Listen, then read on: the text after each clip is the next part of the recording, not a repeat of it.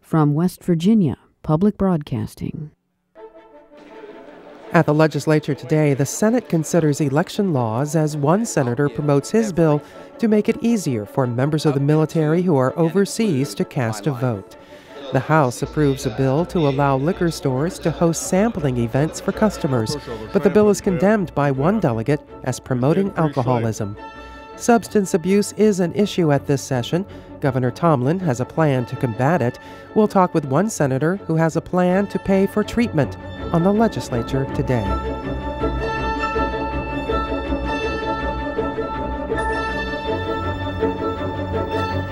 Good evening, I'm Beth Voorhees.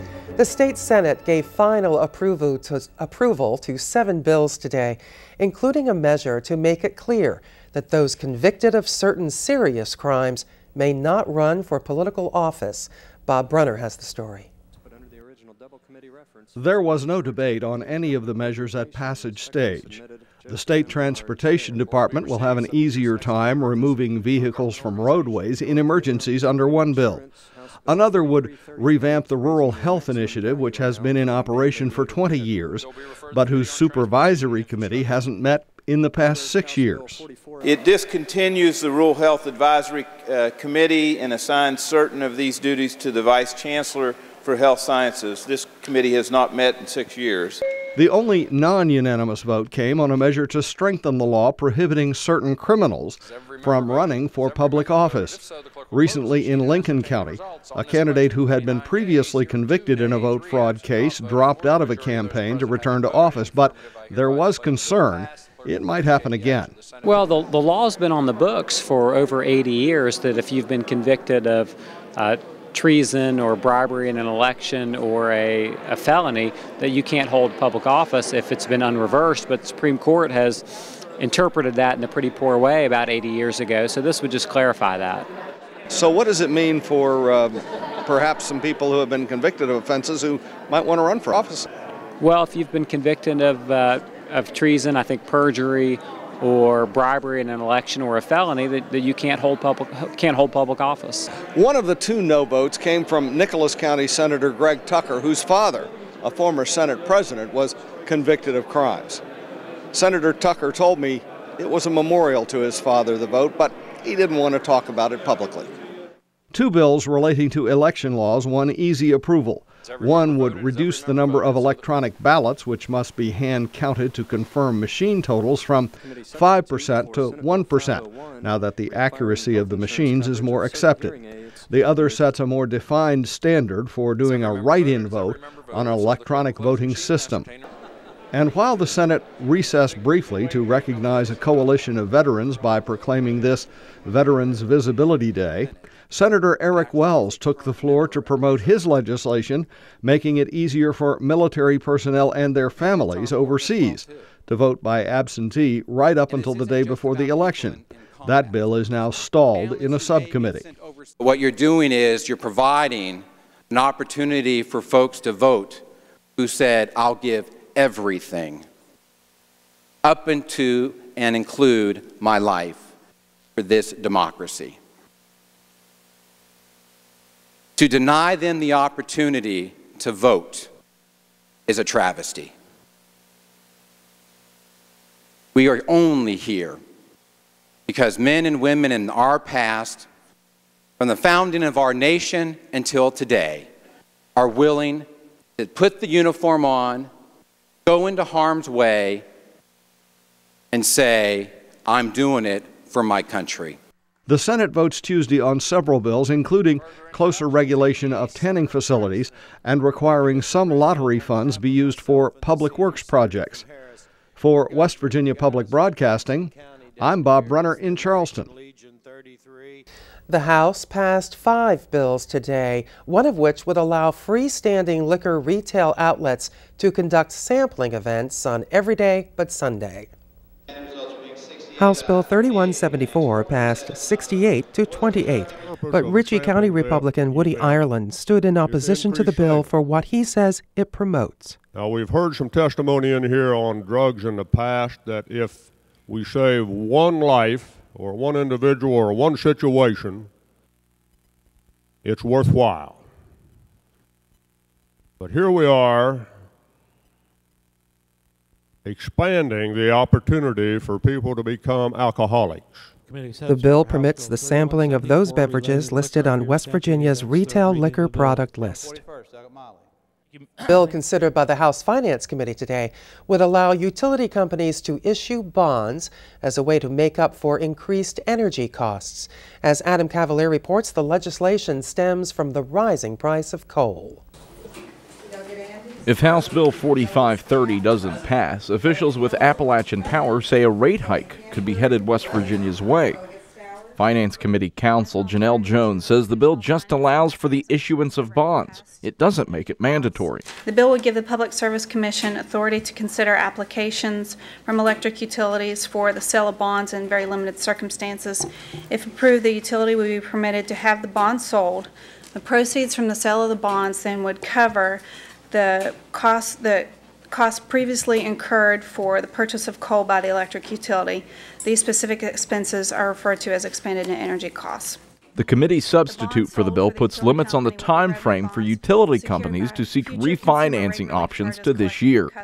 Appalachian Power Vice President Mark Dempsey says his company is supporting the bill. The beauty of this is that you achieve that AAA rating.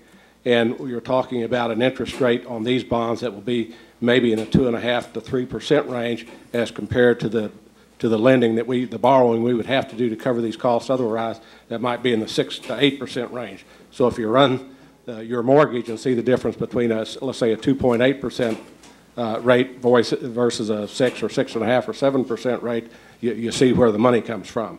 The Public Service Commission's Ryan Palmer says he has the costs to customers on his mind.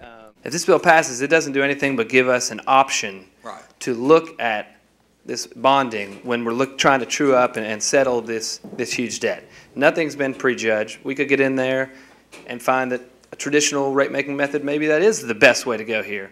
We don't know. That being said, the idea behind the bill would be to give the PSC this tool that's not usual, but that because of the unusual circumstances, that would hopefully the underlying message, the underlying point is what's going to be best for ratepayers. Okay. The bill features support from both sides of the aisle. It has Republican and Democrat co-sponsors, and it cleared the committee unanimously. Harrison County Democrat Sam Cann says that bipartisanship is what makes the bill work. You know, I always think it's good to have bipartisan support especially on new innovative ways that in this case, it helps both companies recover costs and ratepayers' rates to stay as low as possible. So I think that's a good thing, and I think you see a lot of that around here. Not always, but a lot of times on good issues, I think you'll find bipartisan support and people working together to try to come to good resolutions. A potential rate hike could be as high as 30 to 40%. One of the bill's co-sponsors is Putnam County Republican Troy Andes. Andes says the potential rate increase was brought to his attention by constituents. Well, you know, I pay about $90 a month for electric, and you think about increasing that 30%, that's another almost $30 a month that we'd be paying in electricity rates. So I'm very much in favor of allowing the utility to bond out that rate structure and pass those costs on to the consumer over time as opposed to all at once. The bill passed unanimously by voice vote. It moves on to the House floor. For West Virginia Public Broadcasting, I'm Adam Cavalier in Charleston. Under a bill introduced in the House today, trademark counterfeiting would be illegal. Harrison County Democrat Sam Cann says the bill was born out of a lawsuit against a T-shirt manufacturer whose shirts played on West Virginia University chants and slogans. It's an effort to assist the state protect its image. I mean, it's more than just an institution. I do think that it stems from a desire to make sure we do the best job we can with our state's reputation and the truth about us. This stretches to anybody. House Bill 4615 will need to move through the Judiciary and Finance Committees before it makes it back to the House floor. In a moment, getting a handle on substance abuse is one of the issues at this session. We'll talk with one senator who has an idea about how to pay for treatment, along with an expert on early intervention. First, here's a look at some of the bills introduced in the Senate today and what's coming up in the Senate tomorrow. Among the bills introduced in the Senate today, Senate Bill 653 to establish a West Virginia Innovation and Development Program to attract and support capital investment in innovation-driven enterprises in West Virginia. Senate Bill 656 to require healthcare providers to inform patients of their name, title, and licensure information by wearing an identification badge when providing direct patient care beginning July 1, 2015. Senate Bill 658 to create the Energy-Intensive Industrial Consumers Revitalization Tax Credit Act. The act uses coal severance tax revenue to help defray the electric power expenses of large manufacturing companies. Senate Bill 662 to establish a pilot project for dyslexia screening and intervention, and a pilot project to educate teachers on recognizing and adapting to children with dyslexia in order to improve their education. And Senate Bill 664 to authorize Snowshoe Mountain Resort to operate as a limited gaming facility. Among the bills up for passage in the Senate tomorrow, Senate Bill 73, regulating tanning facilities. Senate Bill 341, to provide access to private employee restrooms for persons with certain eligible medical conditions, such as Crohn's disease. Senate Bill 353, to allow individuals with a valid concealed carry permit to be exempt from the National Instant Criminal Background Check System when purchasing a firearm. It would further conform state law to federal law. Senate Bill 507, at the request of the Supreme Court of Appeals. The purpose of the bill is to amend the code relating to the ability of certain individuals to petition a court to regain the right to possess firearms so that West Virginia can become eligible for federal funding, and to authorize parents or guardians to commit children age 12 or older to mental health hospitalization without the child's consent. Among the bills on second reading in the Senate tomorrow, the amendment stage, Senate Bill 113, to make the week of December 7th a special Memorial Week. The bill directs the State Department of Education to develop a program to educate students about the contributions made by West Virginians in the United States military. Senate Bill 371, Governor Tomblin's bill to allow McDowell County to participate in the Reconnecting McDowell program to improve the county school system. Senate Bill 406, regulating commercial dog breeding operations. Senate Bill 526, to redistribute an existing excise tax on the transfer of real property.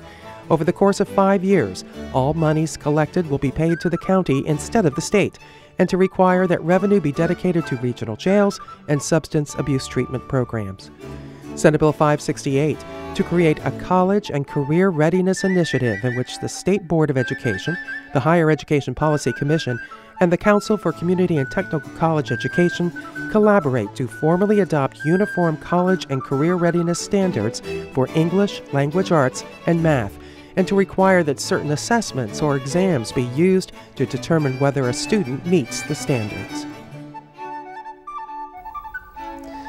Senate Bill 526 relates to the dedication of proceeds from a county excise tax on the transfer of real property. It sounds like a technical run-of-the-mill real estate issue. It is not. It's a method to help counties pay for substance abuse treatment. Joining us tonight is the bill's sponsor, Senator John Unger of Martinsburg. First elected to the Senate in 1998, he currently is the Senate Majority Leader. Also joining us is Jamie Albert, Director of Administration and Early Intervention Program Coordinator with the West Virginia Prevention and Resource Center in South Charleston. Gentlemen, welcome. Thank you, Pat. First of all, Senator Unger, take us through your bill. Make the connection between a real estate tax and substance abuse treatment program. Well, actually, it's on a transfer tax. That's whenever a real estate property passes from one hand to another, there's a certain tax that's placed on it. A portion of that stays within the county, but the vast majority of it comes back to the state. The original intention of the bill was to allow for the counties to retain that tax, and a portion of it be used to help offset the cost of regional jails, and then also put a portion of that into treatment. The Senate Finance Committee amended that would be give the counties permissive language that if they want to increase the transfer tax, that money collected, 50% would be used to offset the cost of regional jails, and the other 50% would be used to go into treatments, community-based treatments for drug abuse. So how much is this tax now? we're transferring real property, just ballpark, what kind of figure do counties get out of this? It's about $9 million that comes back to the state. Oh, okay. And this would be retained within the counties. Now, they took that part out and they've added that the county could add a transfer tax. We already do that with farmland protection, land trust, and some other items. And it's permissive language in order to allow for the counties to do it. Now, what's the connection? Well, the connection is that whenever you have real estate theoretically passing from one hand to another, there's a lot of economic activity. And where there's economic activity, there's a lot of people that's transacting. And therefore, you can see a correlation between transfer tax, or at least transfer of property, to the population, as well as to the increase of crime, and particularly in the area of drug abuse. And over 80% of those in our regional jails are there either directly or indirectly because of substance abuse. This bill is on second reading in the Senate tomorrow. How do you envision, if it passes, how do you envision this money being distributed and used and spent? Well, like I said, 50% would go to help offset the cost of regional jails, but the other 50% would go into community-based treatment. That would be left up to the particular counties in conjunction with the court, with the judge, as well as the sheriff. So you've had on your show about the drug court initiative. Well, in order for that to be successful, you have to have a treatment or rehabilitation component to it. This would allow the counties to adopt the drug court model, but also to be able to put in place this type of treatment for those individuals.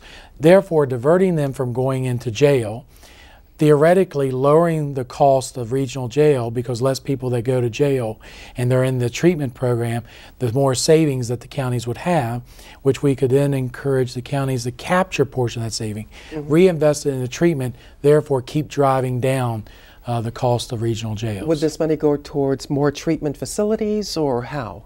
Yes, actually it depends on the community. Treatment facilities, programs, initiatives. I mean, there isn't one size that fits all.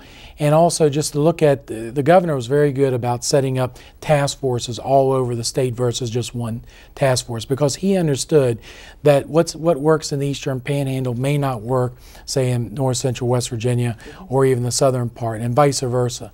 So this would allow for those communities to reinvest. Now, what's their incentive to make sure they invest in the best treatment program? Well, if they're successful, means that there's less people who go to regional jails, and if less people go to regional jails because of substance abuse, therefore the cost of regional jails go down and the counties won't have to put as much resources into that. Mr. Albert, as you're hearing this, is this an issue, money in counties for community-based substance abuse treatment programs? Would this help? Absolutely, absolutely. There's no question. I think the issues are access to treatment, and then timely access. It's not just are there services available, but how easy and how quickly can I access those services. And when you're in a particular critical need, then time is of the essence. But I think the compelling aspects of this bill are certainly the community-based aspect. That is, communities, most people believe, are in the best position to understand their problems and to provide resolution up to them. But you got to have resources, and that's where the state comes in. This would be kind of not just an interesting way, but maybe even unique. I don't know what other states might be doing something like this, but it's certainly worth a try. And I think people are encouraged by the governor's initiative, the fact that he's gone to the communities instead of trying to decide what's best at the state level, from the state level. He's gone out to the communities and asked folks to try to advise him through this task force mechanism. We've talked a lot on this show about the condition of the workforce, that there is an epidemic out there of people not being able to pass drug tests in order to get a job. Do you see that in your work? Yes, we've been told, for example, by persons in the mining industry that they can't find enough miners to pass the drug test. To test a drug test to yeah, but fill these jobs. The follow-up to that is, what kind of drugs are we seeing? What kind of drugs are the coal miners who can't pass these drug tests what kind of drugs are they? Are we seeing cocaine? Are we seeing heroin? Are we seeing marijuana? Or is it something else? The answer is yes on all those. I mean, you know, you have the meth labs in some areas, and then of course you have others in the Eastern Panhandle. It's coming from D.C. and Baltimore, so we really don't have the meth labs. You know, Beth, the concern is that we have 1.9 million people in West Virginia, but our prison population continues to increase. And a lot of that comes because of substance abuse, over 80%. Well, it doesn't take a mathematician to figure out that if our population in West Virginia stays the same, but our prison population continues to increase, that means there's less and less people that can actually go and work. The other thing about this is that the majority of the people that are hooked on drugs are no longer of the mindset of those who shoot up or the druggies of the old days. They're individuals that got hooked on it because of prescription drugs. Somehow their knee got injured or something. They started taking Oxycontin or something else. They got hooked on it, but because of the lack of treatment to get them off of it, the doctor stops prescribing the drugs, and guess what? They're still addicted. They're going to be looking for it, and then they get into crime in order to feed their habit, and then get into jail. And this is what you're seeing, Mr. Albert, is that it's the prescription drugs that they're being tested for and that they can't. Well, I think that's been the drug of choice in recent years, yeah. All right. Tell me about early intervention pilot programs that your center is running. Well, we're experimenting with 2 project sites, Logan County and Mercer County, for the implementation of this particular program. It's something that they started in Kentucky. Several years ago, our State Department of Health and Human Resources wanted to take a look at some type of intervention that you could use in dealing with kids who are in the early onset stages of substance abuse. What we're talking about here with Senator Unger's bill, for example, is an after-the-fact remedy. We're dealing with persons who have already chosen a path that's problematic, and of course the solution to that is very expensive. So the research shows that if you can access a kid, identify a kid, a youth at a very early stage, and then apply some program in that direction, then you can have some kind of positive impact. In Kentucky, they had a statewide system, early intervention system, and the research results were very positive. So we thought, well, we'll try that here in West Virginia, but we couldn't find a sponsor. We did get some federal funding and have implemented those 2 Is it working? Projects. Yes, it is. We've had one of the elements is it's for Marshall University, which is a co-sponsor of this project. It's a research project. So they've done some evaluation, and so far it looks like it is working. I'm afraid we're out of time, and so many more issues to talk about this. Jamie Albert, thank you very much, and Senator John Unger, thank you. We'll continue to talk to you about this bill. And here's a look at some of the bills introduced in the House today, and a look at what's coming up in the House of Delegates tomorrow. Among the bills introduced in the House today, House Bill 4616 to increase the amount of parental liability for willful, malicious, or criminal acts of children from $5,000 to $15,000, and to eliminate the limitation on actual damages to out-of-pocket loss. House Bill 4625 to require that protocols for sports injuries be developed both for public and private school-sponsored sports events and community sports events. House Bill 4635 to require persons giving testimony or providing information to the legislature to attest to the truthfulness of the testimony or information by sworn statement or oath.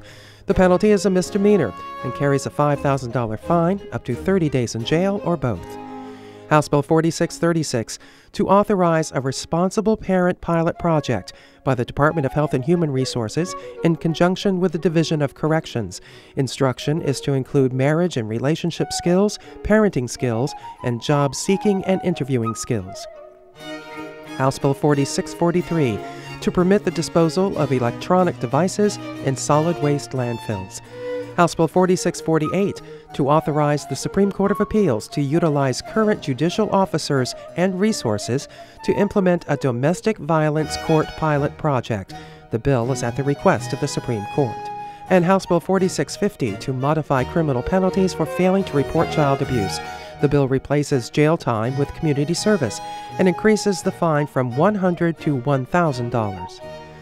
Among the bills up for passage in the House tomorrow, House Bill 4053, relating to human trafficking, House Bill 4088, repealing the telecommunications tax, House Bill 4493, to make March 30th a special Memorial Day to be known as Vietnam Veterans Recognition Day, to make August 7th a special Memorial Day to be known as Purple Heart Recognition Day, and declaring July 27th as a special Memorial Day to be known as Korean War Veteran Recognition Day.